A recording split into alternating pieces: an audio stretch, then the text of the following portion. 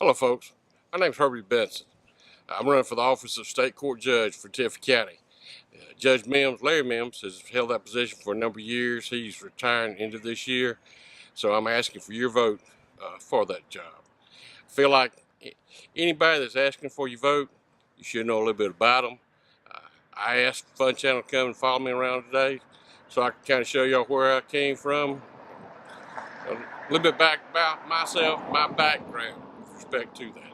Born right here in Tiffin County, raised right here except for going off to college a couple times, and every time I got out of town, I found myself wanting to come back. This is my home. This is my parents' home right here. Still call it my home. Daddy, Edgar Benson, owned Miller's Garage. He and my mother, Mary Ann, they built this place in 1959 when they moved back from Smithfield, Georgia, and lived here all his life. My grandparents live right next door to me up here on the corner. Still own that house. A great uncle, great aunt lives across the street. So I'm used to family, used to being around family, and was raised in a very Christian home and raised where the family tells you and brings you up right. Got a ballpark across the street. That used to be called Walter Hare Park. My uncle, my great uncle, Walter Hare, worked for the city of Tifton for a number of years. He got out years ago, went door to door, collected money to buy that lot for the people of the neighborhood. And I grew up playing baseball over there. Kids still playing soccer over there now as we talk with respect to that. Had many a good time playing over there and learned a lot of values from there. And still miss the place, still miss it a lot. But I'm proud of what I learned here and through my family because of growing up here. Hey folks, we're here at the courthouse now, Tiffin County Courthouse. I grew up here. A lot of folks don't have that to say. Our garage used to be right there where Bloodworth Cooper is. Miller's Garage. Used to be Miller Stanford Garage back in the early 60s, late 50s and early 60s. My mother was deputy clerk here at the courthouse. She worked with R.C. Bowen. Gwen Pate, who's the clerk now, came over. She worked with my mother. Gwen will tell you she must be about 3 or 4 when she started working with my mother because she's been here for a while.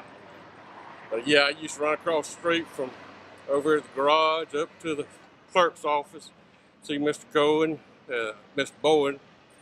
See R.C. Bowen is a court, he was the court clerk at the time. Tom Greer was the sheriff.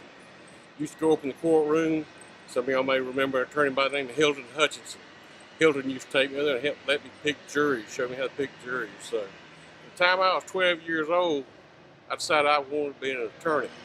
It was either that or be a mechanic. And I wasn't a very good mechanic, folks, to tell you the truth about that.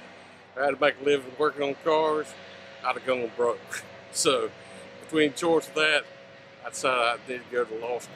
I spent some time over here across the street at the Gazette.